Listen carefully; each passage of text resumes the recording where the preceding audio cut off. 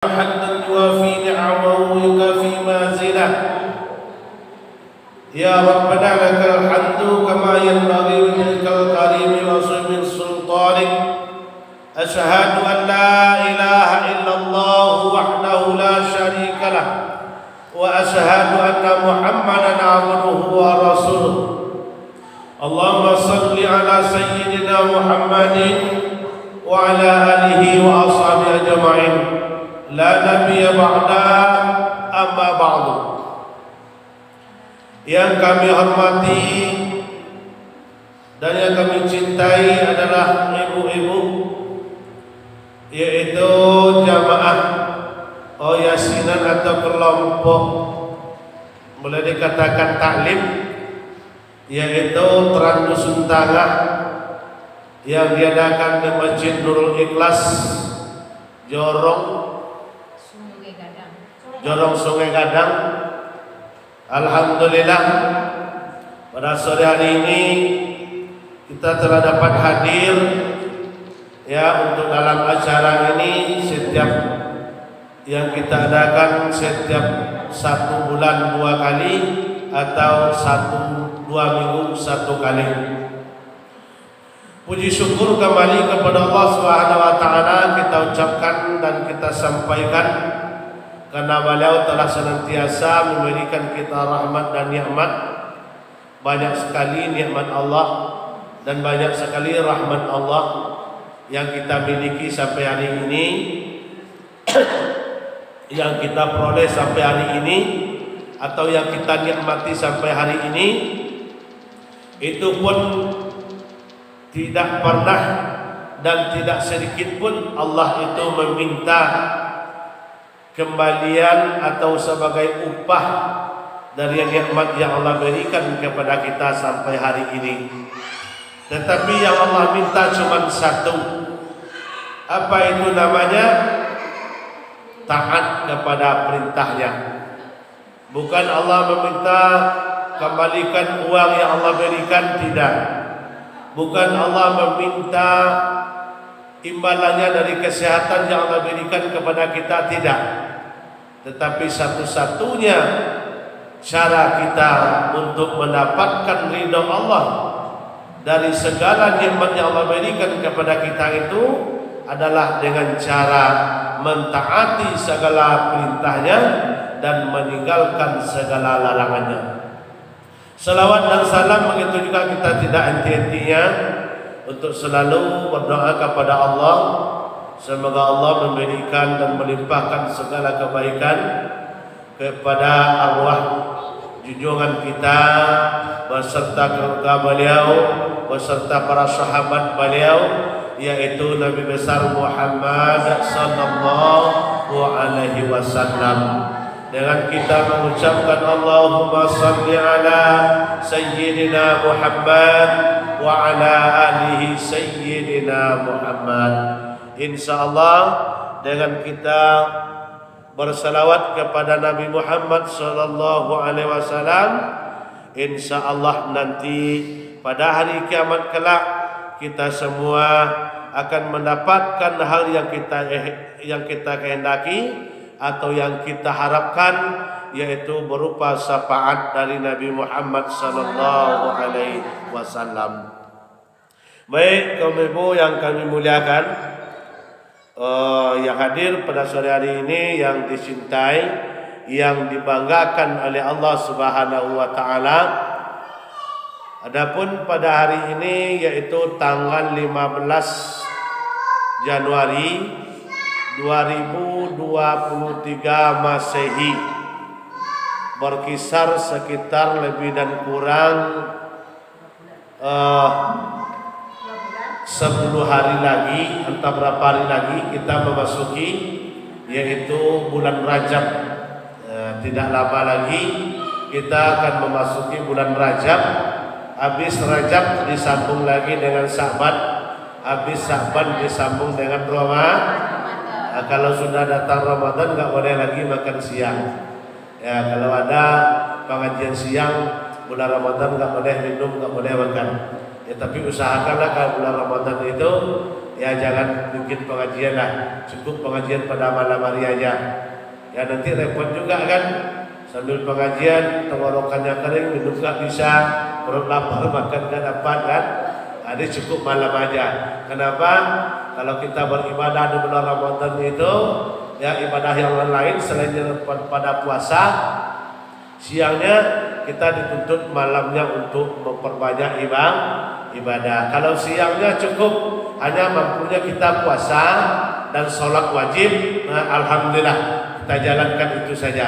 Ibadah-ibadah atau ritual ibadah sunat lainnya, kalau memang memberatkan kepada puasa kita, ya nggak apa-apa kita tinggalkan. Nah, sehingga kita mengerjakan puasa wajib dan sholat wajib dan amal-amalan tambahan pada malam harinya. Kenapa? Karena pada malam harinya kita kalau lapar sudah bisa makan dan haus sudah bisa minum. Nah, kaum ibu yang kami muliakan, ya tapi masih lama lagi, 1 bulan lagi di tengah Rajab, ditambah lagi dengan Sya'ban, berarti lebih dan kurang bersih 2 bulan lagi kita baru memasuki bulan Ramadan tersebut. Baik, pada sore hari ini kami seperti disampaikan oleh Bu Ella tadi, walaupun jamaahnya mungkin di bawah standar, tetapi itu tidak ada menjadi kendala. Ya, yang penting sebenarnya masalah pengajian ini yang kita kejar bukan banyaknya, tetapi yang kehendak kita sebenarnya kan iya banyak kan itu. Yang kemauan kita semakin hari, semakin minggu, semakin bulan semakin bertambah. Tapi itu rencana yang punya kita, keputusannya ada di tangan Allah. Tugas kita hanya sekedar amar ma'ruf, mengajak mereka, menyeru mereka, sepanjang mereka itu diberi hidayah oleh Allah, alhamdulillah. Kalau memang belum, yang namanya kita sesama tetangga, sesama karib kerabat, tetap tidak boleh bosan untuk mengajak dan untuk mendoakan mereka. Adapun mungkin kita agak sedikit hadir enggak masalah. Mungkin ada waktu yang dalam waktu lain nanti kita ramai pula. Tetapi yang penting kegiatan kita yang sudah kita sepakati ini jangan sampai berhenti di tengah jalan. Walaupun kita sedikit maju terus, jangan mundur. Walaupun cuma ada 3 orang aja, yang penting jalan terus, jangan putus. Nah, baik, pada sore hari ini kaum ibu yang kami muliakan, kami ada rencana mau mengangkat tema, tapi entah sudah kita bahas. Kalau sudah kita bahas, kita ganti. Yang kami persiapkan tadi ada sebuah tema berdasarkan kepada sebuah dalil. Di situ dikatakan sittu an-nisa'u ahabba ilallah. Ini entah kalau sudah ada kita membahas ini, kita ganti dengan yang lain. Arti dari ini tadi ada 6 tipe atau 6 perbuatan seorang istri yang dicintai oleh Allah. Apa sudah ada? Sudah pernah dibahas?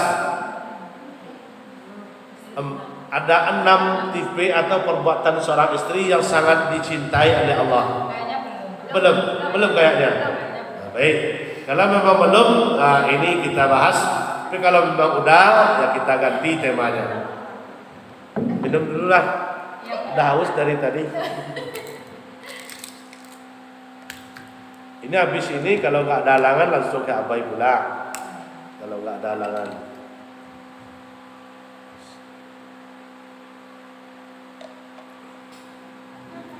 Baik, Ibu yang kami muliakan, ini riwayat ini ada 6 katanya tipe atau perilaku kebiasaan seorang istri. Ini bukan hanya sekedar dicintai oleh Allah, tetapi sangat dicintai oleh Allah.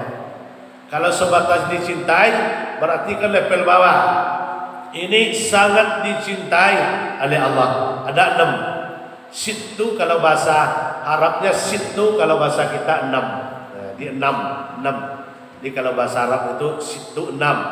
Hamsatun 5, arbaun 4, selasa 3. Jadi ini sittu berarti 6. Jadi kalau kita tuntas sampai 6-6-nya enggak masalah. kalau enggak sampai separuh jadi juga. Nanti kalau umur panjang kita sambung lagi. Jadi ada 6 kata Nabi sallallahu alaihi wasallam tipe atau sifat seorang istri yang sangat dicintai oleh Allah Subhanahu wa taala. Kira-kira Bu, kalau kita dicintai oleh Allah, ya, contoh kita hidup di dunia ini dicintai oleh Allah, bahkan sangat dicintai oleh Allah. Kira-kira kalau kita dibangkitkan atau kalau kita wafat atau kita mati, kira-kira senang gak kita di alam kubur? Senang gak? Sebab kita sudah dicintai oleh Allah. Sebab kecintaan Allah itu kita rasakan bukan hanya di hari kiamat saja. Kalau memang Allah itu habba, memang cinta kepada kita, semulai kita di dunia ini kita akan merasakan buah dari cintanya Allah Subhanahu wa taala. Apa contohnya? Apapun yang terjadi, apapun yang menimpa mereka, apapun yang melanda mereka, mereka tetap bersabar hati. Itu namanya salah satu wujud dari cinta kasih sayang Allah. Sakaratul maut tidak susah, gampang aja mereka mendapatkan husnul khatimah. Itu namanya kasih sayang Allah. Sampai ke alam kubur, kalau memang kita sudah mendapatkan cinta Allah, dicintai oleh Allah, sampai ke alam kubur pun kita insya Allah kubur menjadi terang, kubur menjadi lapang. Malaikat pun tidak berani untuk menyiksa kita. Damai hidup kita di dunia, damai, enggak punya musuh, enggak punya lawan, enggak punya saingan. Mereka itu hidup di tengah-tengah masyarakat itu, mereka itu merasa ya tidak pernah mereka itu rasa tersolimi dan tidak mau untuk menyolimi orang lain. Ini mereka yang telah mendapatkan cinta Allah. Di 6 yang pertama kata Nabi, seorang istri yang sangat dicintai oleh Allah Subhanahu wa taala adalah mu'laku bi'aurati. Nah, ini kayaknya sepele, tetapi ternyata kalau ini yang ibu lakukan seorang istri, seorang wanita, ternyata inilah untuk penarik rasa cinta Allah kepada mereka. Ya, yaitu mu'laku aurati, yaitu seorang wanita, seorang istri yang suka, yang doyan, yang senang kemanapun mereka pergi, yaitu mereka menutup auratnya. Tidak suka sedikit pun mereka itu dipandang oleh laki-laki selain daripada suaminya, anaknya, ayahnya, kakeknya, pamannya, kakak dari ayahnya, kakak dari adik dari ayahnya. Tidak senang sedikit pun mereka dipandang oleh laki-laki yang bukan mahram ketika mereka tidak menutup aurat. Ternyata Bu, ini sepele sekali kita menganggap mungkin, apalagi di kampung-kampung Bu, bahkan sampai sudah berbuih mulut ulama, guru-guru kita, ustaz kita menyampaikan, tetapi mereka tidak mau berubah, susah untuk berubah. Kenapa? Sudah terbiasa semenjak kecil. Umur sudah 50, bahkan sudah 60, sudah mendekati liang kubur, tetapi masih senang di mana nongkrong di pinggir jalan, masya Allah, aurat tidak ditutup, pergi ngelayap ke rumah teman, ya aurat tidak ditutup, bahkan lebih merasa bangga malahan. Inilah wanita yang paling durhaka sekali. Merasa bangga mereka itu ketika mereka bisa mentontonkan aurat mereka. Ya. Ini sepele sebenarnya. Banyak wanita-wanita di luar sana yang menganggap hal ini kecil, yang menganggap hal ini adalah biasa aja. Ternyata ini salah satunya perbuatan wanita yang mengundang kasih sayang Allah, rasa cinta Allah kepada seorang wanita yang selalu kemanapun pergi, terkecuali di rumahnya dan terkecuali tidur bersama suami. Kalau tidur sama suaminya nggak boleh lagi, Bu, ditutup semua, itu nggak boleh. Itu boleh, contohnya jilbabnya dibuka, nah, nggak mungkin kan tidur sama suami pakai jilbab juga, pakai apa namanya, pakai cadar juga, pakai kaos tangan lagi, pakai kaos kaki kan, nggak mungkin kan. Nanti suaminya selingkuh, ngambek pula, ya. Nanti suaminya selingkuh, nanti nangis pula kan itu. Sebab dalam agama itu secara kaji fikihnya, Bu, seorang istri kapan tidur sama suaminya, ini tuntunan fikih, Bu. Supaya suami itu, kenapa sekarang ini, mohon maaf, kenapa sekarang ini banyak terjadi masalah kasus perselingkuhan? Berawal ini setelah diselidiki, memang ada juga apa namanya, secara kebrutalan seorang suami, seorang laki-laki, tetapi tidak sedikit juga kesalahannya dari seorang istri. Istri itu kurang memberikan perhatian kepada suaminya, ya, kurang memberikan rasa apa namanya itu, bukan sebatas kasih sayang aja, apa namanya itu, oh itu kepada suaminya. Ya seperti macam tadi, mohon maaf, ya giliran masya Allah keluar rumah ke pasar, pergi kondangan, masya Allah kalau dandannya, masya Allah, baunya jaga bau malaikat, baunya aja. Giliran di rumah, maka dalam fikih, kalau ada ibu memakai fikih namanya di rumah, namanya fikih keluarga, di situ kan ada tuntunannya, bagaimana supaya suami itu tetap senang. Walaupun kita sudah agak lanjut usia, walaupun nggak muda lagi, tetapi suami istilahnya tetap merasa cinta dan merasa terpaut hatinya, sehingga mereka itu tidak mau menolehkan pandangannya kepada wanita lain. Kenapa? Dibuat seorang suami itu merasa pandangan mereka, apapun yang ada dengan wanita lain itu ada dengan istrinya. Maka tentunya di dalam fikih, seorang istri apabila di rumah, jangankan tidur, mohon maaf, jangankan tidur, apabila seorang istri di rumah dengan suaminya, ini dengan suaminya loh, nggak ada cucu, nggak ada anak, dengan suaminya, ya, maka seorang istri janganlah berpakaian yang membuat mata suaminya itu merasa kesal. Nah, ini tuntunannya. Tetapi jangan ada cucu di rumah. Nanti kalau ada cucu, kalau ada anak pakai pakaian tidur, tentu nggak enak juga kan? Nah, ini tuntunannya. Di kami sering juga dialog atau cerita masalah kasus-kasus apa namanya perselingkuhan terjadi, suami sampai kawin lagi, sampai melarikan wanita lain, contohnya terjadi, ya. Ini banyak juga penyebabnya terjadi daripada seorang istri. Mohon maaf, nih masalah apa namanya keharmonisan rumah tangga. Kadangkala mohon maaf, ibu-ibu capek, suami capek, ini berbeda rasa capek ibu-ibu dari rasa capek bapak-bapak itu. Tingkat kemauan apa namanya itu harmonis rumah tangganya itu berbeda, ya, berbeda. Kadangkala seorang istri tidak bisa apa namanya mengerti perasaan suaminya, sehingga sudah 1 minggu nggak pernah tidur sama suaminya. Sudah pantas kan suaminya cari wanita lain? Kalau nggak tidur sama suaminya, masya Allah, dari pagi pakai celana jin sampai malam pakai celana jin. Ya, ya. Nah, ini sebenarnya kalau didengarkan kan agak jorok, tetapi ini kaji fikih supaya apa?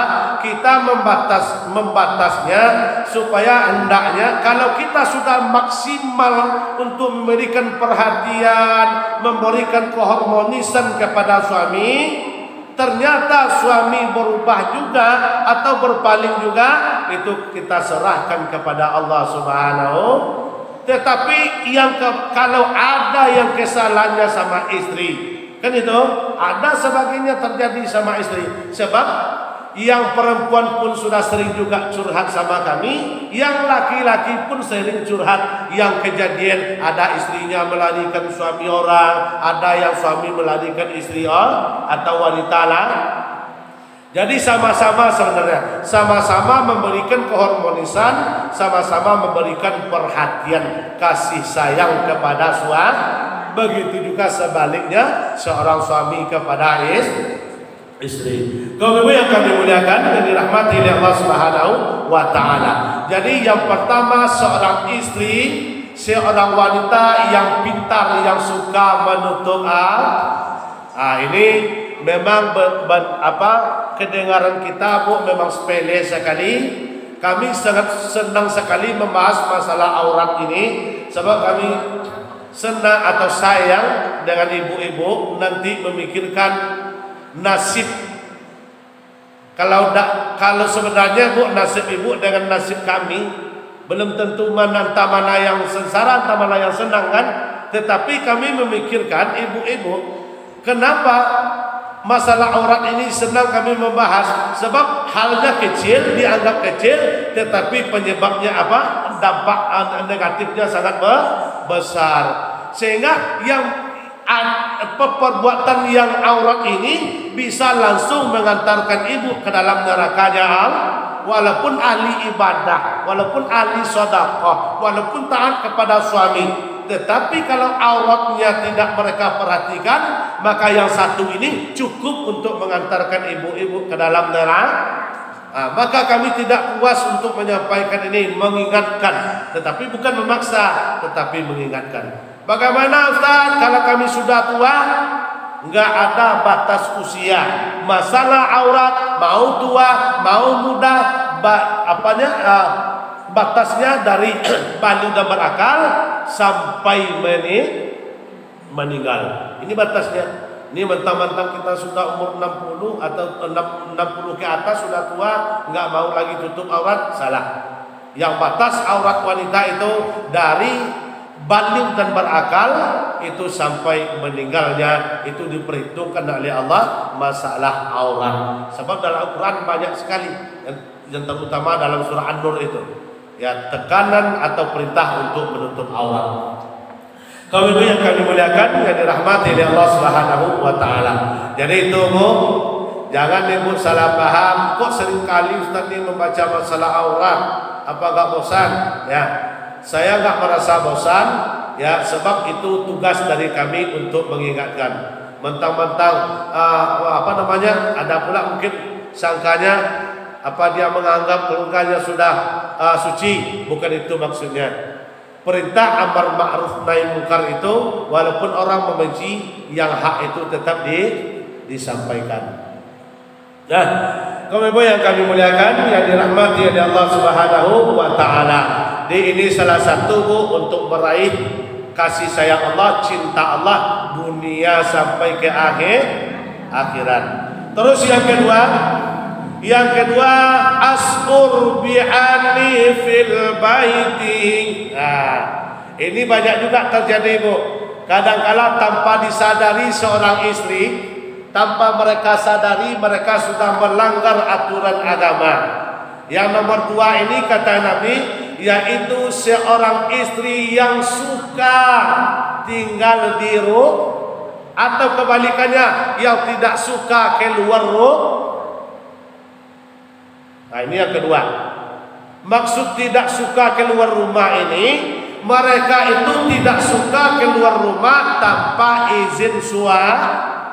Itu keluar rumah apalagi perginya agak jauhan, itu wajib hukumnya untuk melapor atau minta izin kepada suami. Di yang kedua ini, seorang istri atau wanita yang suka tinggal di rumah atau yang tidak suka keluar rumah. Dia senang di rumah, kalau nggak ada kepentingan mereka tidak mau keluar dari rumah mereka. Kalau keluar pun itu minta izin dulu pada suami. Kalau enggak boleh, enggak berangkat mereka. Kalau diizinkan, baru berangkat. Begitu juga sebaliknya. Sekarang ini tidak sedikit pula, Bu. Seorang istri kapan suaminya tidak di rumah, ada laki-laki berkunjung ke rumahnya, dia persilakan masuk. Ini tidak sedikit punya juga yang terjadi hal semacam ini. Ini sangat dilarang sekali. Semasa zaman dahulu ada namanya Abu Ayyub Al-Ansari. Rasulullah datang berkunjung ke rumah Abu Ayyub Al-Ansari. Abu Ayyub ini hidupnya di zaman Rasulullah. Tahu-tahu Nabi nyampe di rumah Abu Ayyubnya nggak ada. Dia ada cuma istrinya. Diketuk pintu, assalamualaikum, waalaikumsalam. Nah, dijawab oleh istrinya Abu Ayyub. Laju ditanya, disilakan oleh istri Abu Ayyub, ya Rasulullah, silakan masuk. Dibuka pintu, disuruh Nabi kita masuk oleh istri Abu Ayyub. Dijawab oleh Nabi kita di luar, suamimu mana? Suamiku sekarang sedang ada keperluan, sedang tidak ada di rumah. Mungkin sebentar lagi beliau akan pulang. Silakan Rasulullah masuk ke rumah kami. Apa jawab Nabi ketika itu?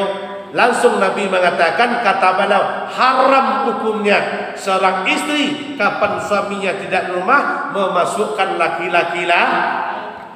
Nah, ini banyak terjadi, Bu, di luar sana.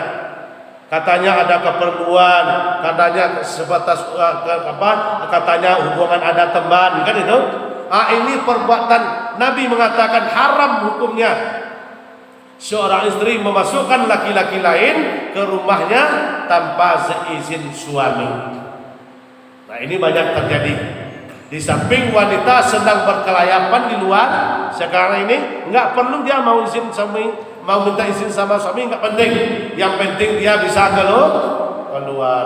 Apalagi kalau ada orang meralek, tentu meralek dulu, nggak tahu. Apalagi ada organ tunggal, itu nggak penting. Walaupun suami ada, walaupun nggak ada, yang penting berangkat. Tapi di luar sana, kalau di sini, insya Allah, ya kalau kita lingkup di sini, saya yakin kalau ibu-ibu, ya insya Allah itu sangat setia dan sangat perhatian pada suami. Ya. Ya. Sudah terlambat itu, Bu.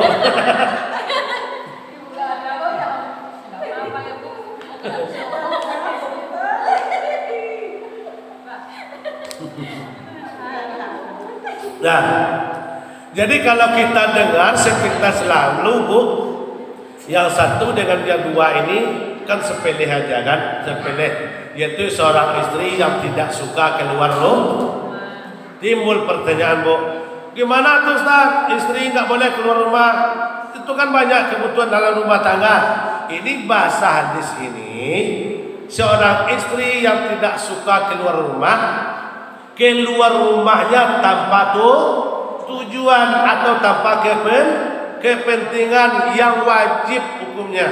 Tapi kalau memang ada kepentingannya, apalagi hukumnya wajib, memenuhi panggilan, itu kan wajib. Sepanjang nanti diizinkan oleh suami, silahkan berangkat, tidak apa-apa. Tetapi kalau nggak ada izin suami, jangan. Nanti kalau suaminya nggak terima, tahu-tahu suami nyampe ke rumah, istrinya nggak ketemu di rumah. Di samping suaminya rusuh, istrinya entah kemana, hatinya berkata di dalam. Entah mau kata hatinya di dalam, kadang-kala si usun dia, mungkin istri saya cari laki-laki, katanya kan. Nah, berarti kan menimbulkan dosa. Tapi kalau keluarnya cuma untuk kerja, tapi dengan catatan kerja ini, mohon maaf, kerja ini tidak ada lingkupnya cuman laki-lakinya atau suami orang banyak di situ, ya itu boleh. Tetapi kalau memang di situ banyak laki-lakinya, ini harus pintar-pintar seorang istri menjaga pandangan, menjaga akhlaknya, menjaga perbuatannya. Nah, ini kedengarannya sepele sekali, tetapi apabila suaminya tidak ridho seketika istrinya turun rumah, maka selama di dalam perjalanan sebelum dapat ridho lagi dari suaminya, maka seorang istri tanpa ridho suami di saat itu. Nah, ini yang kita takutkan. Ya, nah, jadi yang kedua ini adalah seorang istri yang senang tinggal di rumah, suka tinggal di rumah. Kenapa? Tugas seorang istri adalah mengurus rumah tangga, mengurus anaknya, mengasuh anaknya, mencuci pakaiannya, mengurus suaminya, mengasuh suaminya. Kalau nangis diumbuk suaminya. Ya kadang-kadang kan suami itu kan agak parah pula daripada anak. Kadang-kadang ada pula datang rewelnya. Kalau suami rewel susah. Umumnya kalau anak belikan permen aja satu, itu Pak. Belikan kerupuk, kasih uang 2.000, sudah senyap, dah diam kan. Kalau suami jarang Bu. Kalau datang rewelnya itu susah ngomong, mujuknya susah. Ya. Apa juga ya? Susah itu pas apa berarti? Tahu aja. Kalau Bapak Ustadz ya, sama ya kalau Sama. Yang namanya kita ibu laki-laki yang namanya manusia normal, ya itu semuanya itu secara keinginan dan kemauan itu tidak berapa beda, ya tidak berapa beda. Kalau ada pula mengatakan seorang laki-laki dia masih hidup, masih sehat, katanya untuk kemauan di dunia ini, kebutuhan di dunia ini nggak perlu lagi, itu salah. Makan nggak perlu lagi katanya, minum nggak perlu lagi katanya, teman nggak perlu lagi, sahabat nggak perlu lagi, semuanya katanya nggak perlu lagi, tapi dia masih hidup, masih sehat, itu bohong itu, bohong itu. Apalagi yang namanya kita yang kita bilang tadi kan, yang dikatakan sakinah, mawaddah, warahmah dalam rumah tangga itu bukan hanya sekedar waktu baru menikah saja.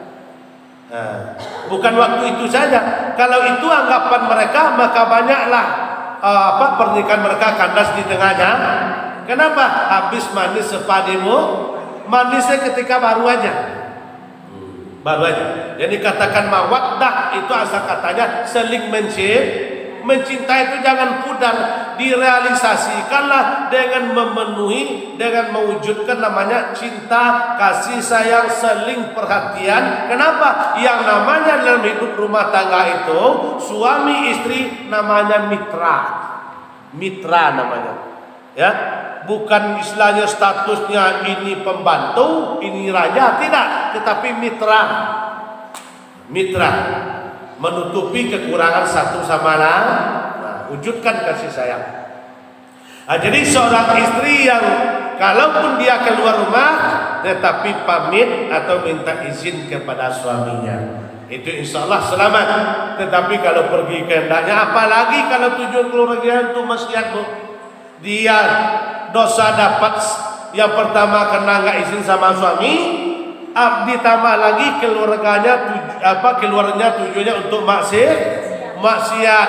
Salah satu contohnya, dia pergi ke rumah tetangga sebelahnya, atau contoh dari sini pergi ke jorong sebelah, contohnya ke rumah temannya. Tujuan ke situ, ke rumah temannya bukan untuk amar ma'ruf, tetapi apa? Untuk bermaksiat. Maksiatnya apa? Nyampe di sana kerjanya itu menggunjing itu salah satu maksiat. Berarti turun rumahnya, siapa kira-kira yang mempertanggungjawabkannya adalah suami. Yang dosa tetap ibu, tetapi pertanggungjawabnya adalah suami. Itu namanya keluar untuk maksiat. Apa ditambah lagi keluar yang nomor satu tadi, keluar enggak tutup na'udzubillah min zalik. Sudah berapa dosa yang kami tanggung? Ibu mendapat dosa tapi kami menanggung dosa maksiat, membaca orang, fitnah orang. Dapat di sini 1 jengkal sampai ke sana 1 meter. Di sini dibaca nangkanya, di sana dibaca sudah gulai nangkanya. Nah, itu sudah 1 dapat dosanya, pertanggungjawab oleh kami. Turun ibu dari rumahnya enggak pula lagi tutup aurat, tambah lagi 1 lagi dosanya yang kami tanggung di hadapan Allah Subhanahu. Bukan dosa ibu yang kami tanggung, tetapi dosa tanggung jawab kami di hadapan Allah sebagai seorang suami. Ibu yang berbuat, ya memang ibu yang menanggung, tetapi tanggung jawab kami di hadapan Allah. Setiap ibu yang berlaku zalim, berlaku maksiat, kami diantam sebagai untuk bertanggung jawab di hadapan Allah. Itu dulu istrimu ya, itu dulu suamimu ya. Kita tidak bisa lagi berdusta di hadapan Allah. Ada enggak kamu suruh dulu untuk menutup aurat? Ada. Ada enggak disuruh dulu untuk puasa? Ada. Ada enggak disuruh dulu, diperintah dulu untuk mengerjakan membaca Quran? Ada. Kalau semuanya pertanyaan itu bisa kami jawab karena kami melakukan, itu terlepas di hadapan Allah. Cukup binafsihi, yang menanggungnya seorang istri, yang suaminya terbebas dari tuntutan tadi. Karena kalau seorang istri memang sudah merealisasikan semuanya, dicontohkan lagi sholatnya, kalau nggak bisa baca Qurannya diajarkan, kalau nggak bisa dia ngajar, dia cari orang lain yang bisa ngajarkan semuanya tentang masalah ibadah, masalah agama, diajarkan kepada istrinya. Berarti ini seorang suami yang telah mampu menjadi imam dalam rumah tangga. Yang dosa ibu tetap ibu yang menanggung. Tetapi kami seorang suami adalah mempertanggungjawabkan dari amanah yang Allah berikan kepada kami. Jadi secara garis besarnya Bu, kalau memang kita sayang kepada suami, cinta kepada suami, memikirkan nasib suami, enggak cinta sebatas uang saja, enggak cinta sekadar cinta sekadar wajah ganteng saja, tapi cintanya memang lahir dari hati, tumbuhnya dari hati, berniat cintanya dunia dan akhirat, maka perhatikanlah dan sayangilah suami dan taatilah suami secara menurut aturan agama. Insyaallah kita nanti Bu bersama di dunia ini akan bersama nanti di akhir.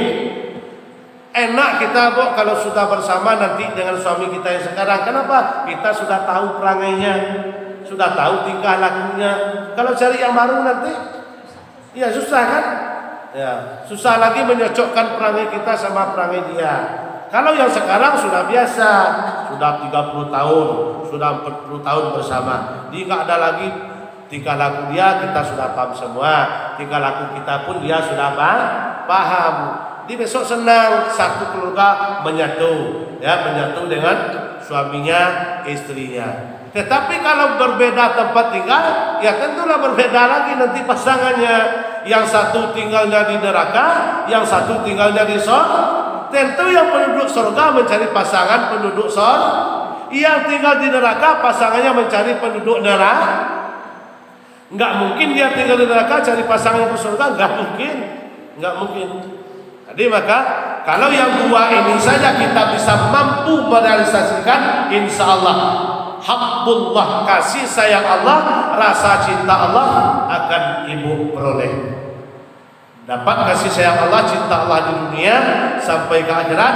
Besok ibu insya Allah diperkumpulkan oleh Allah, dipertemukan dengan suaminya untuk memadu lagi rasa kasih sayangnya di hari akhir. Dipertemukan di dalam surga, bertambah ganteng lagi daripada di dunia ini Bu. Kan suami ibu kan ganteng sekarang tau, kalau besok lebih ganteng lagi dari itu, lebih ganteng lagi ya. Kurang terima kayaknya mungkin. Terima. Lanjut terus yang ketiga. Sampai yang tiga jadi kan. Yang ketiga, istri wanita yang dicintai oleh Allah, yang sangat dicintai oleh Allah adalah ladaya al-haya, yaitu seorang istri yang sangat mempunyai rasa malu. Kalau rasa malu tidak ada lagi Bu, ini sudah gawat darurat. Di sebenarnya keenam-enam ini dia berangkai. Orang tidak mau tutup aurat karena tidak ada rasa Orang bisa keluar rumah tanpa izin suami, tidak ada rasa berarti kan dia tidak malu kepada suaminya secara nyata. secara makrifatnya tidak malu kepada Allah. Padahal tuntunan Allah tadi, pertama tutup aurat, jangan buka aurat. Yang kedua tuntunan dari Allah, tolong taat kepada perintah suami. Kalau suami tidak ada, jangan masukkan laki-laki lain ke rumah kita. Berarti secara syariatnya, kalau tidak ada rasa malu lagi seorang wanita, semuanya mereka akan melakukan, menghalalkan segala cara. Nampak anak orang, ingat anak kita. Nampak bapak orang, ingat bapak kita. Nampak emak orang, ingat emak kita. Nampak suami orang, lupa suami kita. Ya. Wah, ini gawat itu. Itu gawat darurat itu. Berarti sudah hilang rasa malu. Ya, sebab al-haya'u minal iman. Malu itu bagian daripada iman. Enggak sholat mereka malu. Kepada siapa malunya? Kepada Allah. Kalau masih malu rasanya kepada Allah, berarti mereka masih beriman. Tapi sholat enggak, puasa enggak, ngaji enggak, ke masjid enggak, apapun kegiatan agama enggak mereka ikutin, berarti tidak ada rasa enggak ada lagi itu. Walaupun dia mengaku beriman, tetapi menurut hadis Nabi tadi, al-haya'u minal malu bagian daripada saya beriman kok, katanya. Saya beriman kok pada Allah, pada Rasul. Tapi tengok perbuatannya. Kalau dia enggak mau salat, enggak mau puasa, enggak mau baca Quran, ya, malas berat untuk sedekah, apalagi untuk berkunjung ke masjid, ini tanda, salah satu tandanya mereka tidak beriman lah. Itu iman yang mereka ucapkan itu cuma di mulut saja. Di al-haya'u minal iman, malu bagian daripada iman. Seorang istri yang masih memiliki rasa malu, malu saya keluar rumah kalau enggak dengan suami, malu saya kalau masukkan laki-laki ke rumah ini tanpa izin suami, atau suami enggak ada di rumah, nanti apa kata teta. Nah, ini ada rasa malunya, batinnya ngomong di dalam. Itu namanya malu. Malu yang terutama adalah malu kepada Allah Subhanahu. Sebab kenapa? Kenapa? Semua perbuatan kita, semua yang kita lakukan itu dilihat oleh Allah Subhanahu wa taala. Ini ibu berani membuat acara semacam ini. Nah, ini kan ada rasa malu. Kenapa? Malu kita menengok orang lain bikin majelis Kalau kita nggak bikin malu disebut berarti kan kena malu. Ibu pun pakai kerudung ke masjid ini adalah rasa kan nggak mungkin kita ke masjid ini pakai celana legging aja satu, kan nggak mungkin. Berarti malu. Dikuncinya malu. Dia apabila seorang manusia itu tidak ada lagi peran agamanya, tidak ada lagi peran akhlak baiknya terutama kepada Allah, itu tidak ada lagi yang namanya iman. Nah, kaum ibu yang kami muliakan, yang dirahmati oleh Allah Subhanahu wa taala. Itu tiga. Ya, yang pertama adalah tutup aurat. Yang kedua, wanita atau istri yang tidak suka keluar rumah. Yang ketiga, seorang istri yang mempunyai rasa Nah, itu yang tiga. Kalau yang tiga ini saja belum keenam-enamnya, yang tiga ini saja ada di diri ibu-ibu yang hadir pada sore hari ini, sudah dinyatakan, sudah diyakinkan 100% menurut Rasulullah bahwa ibu adalah mendapat sayang atau cintanya Allah Subhanahu wa taala. Jangan cari cinta manusia.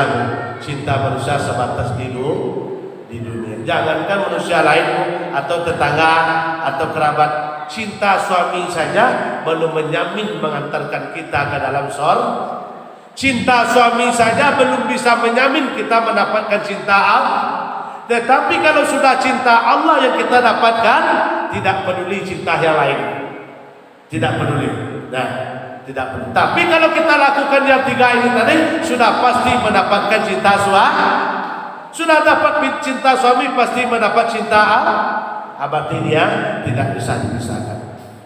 Nah, jadi mungkin secara materi kita cukup 3 itu yang kita bahas dulu, yaitu 6 tadi tipe wanita atau tipe seorang istri yang mendapatkan sangat dicintai oleh Allah Subhanahu wa taala. Jadi sebelumnya Bu, kalau tahun 2022 kemarin mungkin yang 3 ini agak kurang contohnya. Ini agak kurang. Tapi kalau agak kurang 2023 ini mari kita tingkatkan. Ya, kalau agak kurang. Tapi kalau belum ada yang 3 ini, kalau belum ada, mari kita mulai. Tapi kalau sudah tadi kita tingkatkan yang 3 ini tadi. Jangan kita anggap sepele masalah aurat kemanapun kita mau pergi. Asal keluar rumah kita, jangan kita sepelekan. Takut Bu, takut kita dengan yang dikatakan 1 helai saja menarik ibu masuk neraka, 1 helai rambut. Coba kita bayangkan, 1 helai rambut mampirnya bukan sebentar.